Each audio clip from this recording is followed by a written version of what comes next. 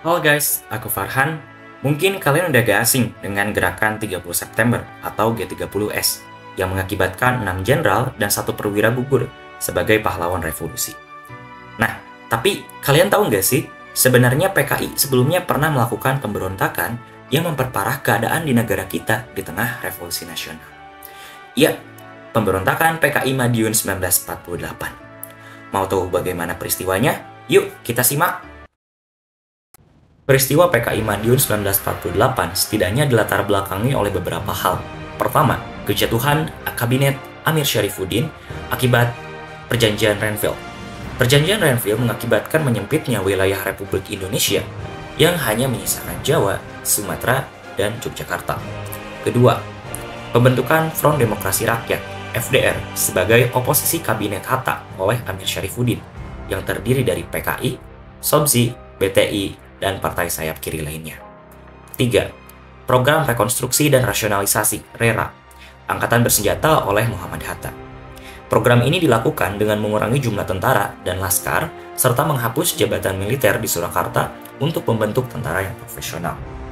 4. Kedatangan Musso dari Moskow yang memperkenalkan konsep jalan baru bagi Indonesia.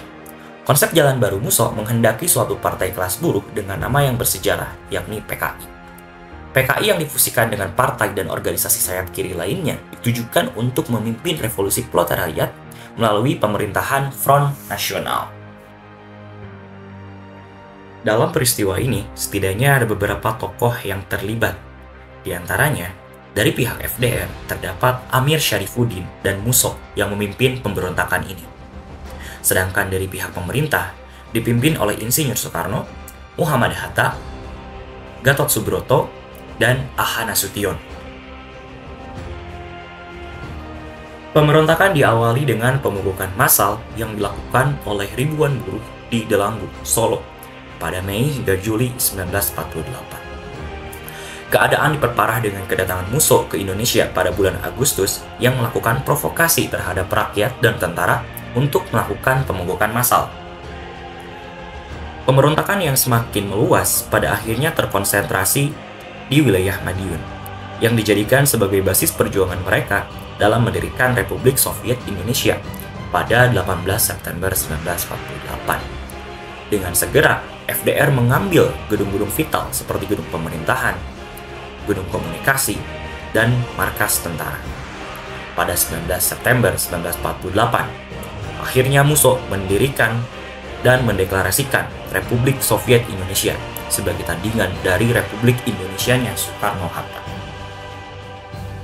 Di hari yang sama, Soekarno dengan pidatonya merespon aksi Musso ini dengan menegaskan kepada rakyat Indonesia untuk memilih Soekarno-Hatta yang dengan bantuan Tuhan akan membawa Indonesia merdeka tanpa dijajah bangsa apapun juga, atau mengikuti Musso dengan PKI-nya yang akan membawakan kebangkrutan bagi cita-cita Indonesia merdeka.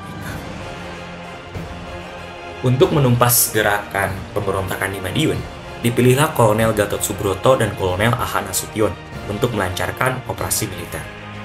Pemberontakan ini pada akhirnya dapat ditumpas dengan cepat sehingga memojokkan posisi pemberontak ke daerah pegunungan. Pada tanggal 28 Oktober, pemerintah menangkap 1.500 orang dari unit militer pemberontak terakhir. Musso ditembak mati 3 hari kemudian pada 31 Oktober ketika dia bersembunyi di kamar kecil dan menolak untuk menyerah.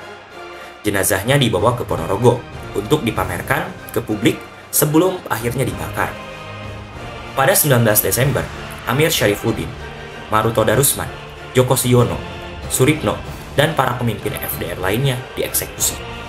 Di hari yang sama, pemberontakan PKI Madiun 1948 berhasil ditumpas, dan untuk sementara, kondisi NKRI sedikit lebih kondusif. Nah, dari peristiwa tersebut, kita bisa mengambil hikmahnya bahwa segala upaya untuk menggantikan ideologi Pancasila sebagai dasar negara merupakan tindakan yang bertujuan untuk memecah belah bangsa Indonesia. Dalam kehidupan di masa kini, upaya persatuan dan keutuhan bangsa perlu dijaga dengan segenap jiwa dan raga setiap elemen masyarakatnya dengan melestarikan sikap toleransi, gotong royong, dan berpikiran terbuka. Baiklah, sekian dari saya. Semoga kontennya dapat dipahami dan diambil maknanya untuk kehidupan di masa kini. See you next time.